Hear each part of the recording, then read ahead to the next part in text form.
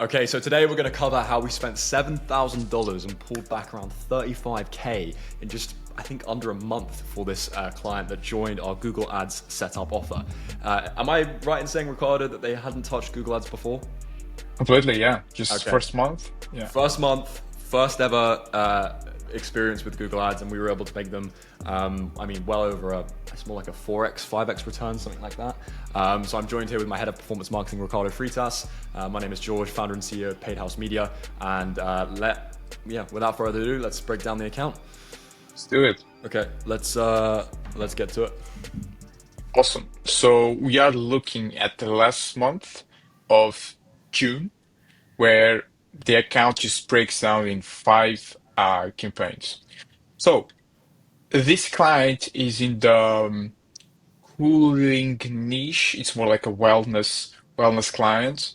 And as you probably know, wellness and health is a very, very competitive niche. So nine out of 10 times it's mandatory for you guys to have branded either shopping or search to cover your brand.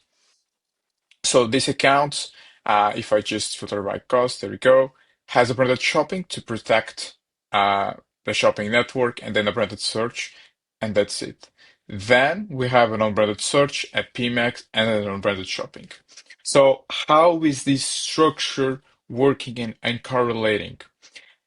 We are excluding branded from every single campaign besides the branded shopping and the branded, obviously. So we just want to go after new customers with the non-branded search, non-branded shopping, and the PMax. So this is kind of working as a feeder strategy where we are just spending as much as we can and be cold as we can with the shopping and then the non-brand, and then PMax will do some sort of remarketing to those users because it plays with all of the networks available, so YouTube, display, search, shopping, whatever. So we are just constantly remarketing those Can we users. can we dig into that feeder strategy a little bit more for the audience? So what does it mean? What does the feeder strategy mean here? Exactly. So as the name suggests, feeder is just one campaign feeding each other. So similar to Meta, as we'll see, frequency will go up because because Facebook or Meta, whatever you want to call it, is just constantly retargeting the users. Here, it's a similar approach where the shopping and the non-branded search will just feed the PMax so the PMax can be constantly retargeting those same users. So yeah, that's really the main thing of the strategy. As you can see, the ROAS is much higher. So it's like a more bottom of the funnel traffic. The conversion rate is also higher. So for this client, it's working pretty well. Yeah, I would So also say as well, I think the Google Ads community might instantly be looking at this and be like, "Oh wow, like all of the results are from the branded campaign. Like let's completely discard this." But it's not as if we can't, run the branded campaign, right? It's important that we do run branded campaigns in all of our accounts because we need to defend against competitors bidding on this brand's name. And these guys, I do believe, are pretty aggressive on Facebook, so there is a fair amount of competitive traffic. The important thing is just reporting, right? The important thing is that we don't really go to the client and we don't say sort of, hey, look, we don't really place a lot of emphasis on the branded search revenue. We're really just looking at cold revenue, like the non-branded search, the non-branded shopping, which is performing very well, 2.3x ROAS on cold traffic, the PMax campaign, etc. So that's kind of how we look at it. We need that campaign there, but we're really only putting merit on the cold revenue. literally, yeah, literally, if you're in such a competitive market, you really need a branded search or a branded shopping, whatever, because yeah, you risk losing revenue. So yeah, as I was saying, this account structure and the good thing with seasonality led us to have such an amazing result. So you need to make sure if your business has a high seasonality, such as this client right here, you really need to leverage as much as you can new customer acquisition and make sure you also have a system to retarget those users. So that's literally the thinking behind this structure right here. Again, we always come to the channel with very simple structures because it's 2025. If you're looking for tactics or like hyper segmentation, that won't happen.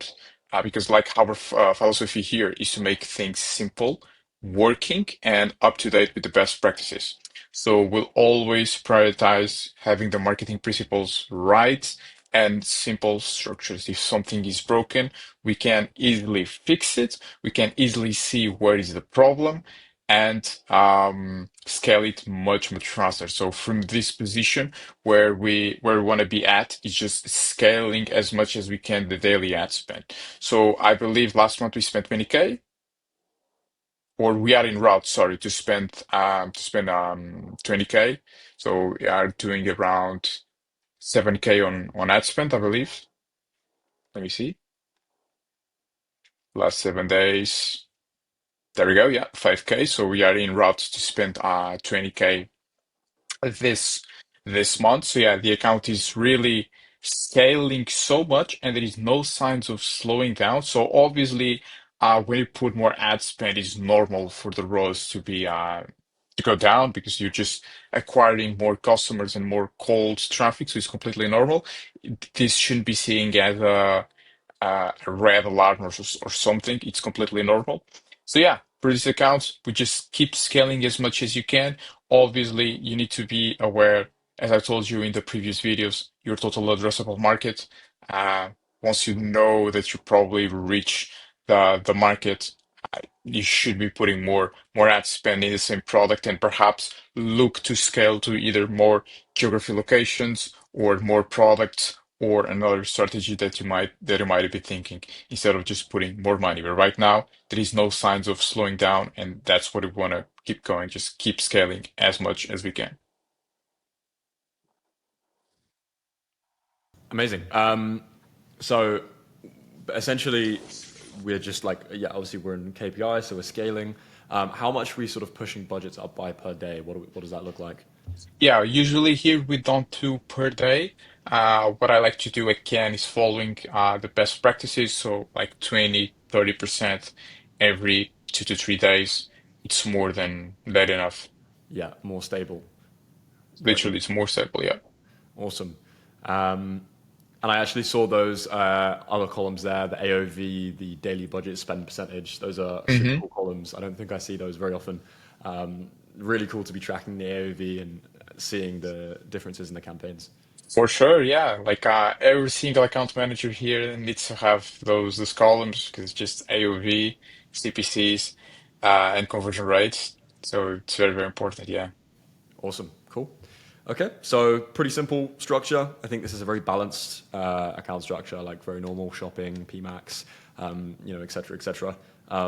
So yeah, I mean, really, Google Ads is not magic, right? Like these guys have a great product. There's pretty high search volume for this product at the moment, and so we've simply just set the campaigns up with the optimal structure, not spending too much on brand, prioritizing cold in regards to how much we're spending, and the results have been great. So it really is as simple as that.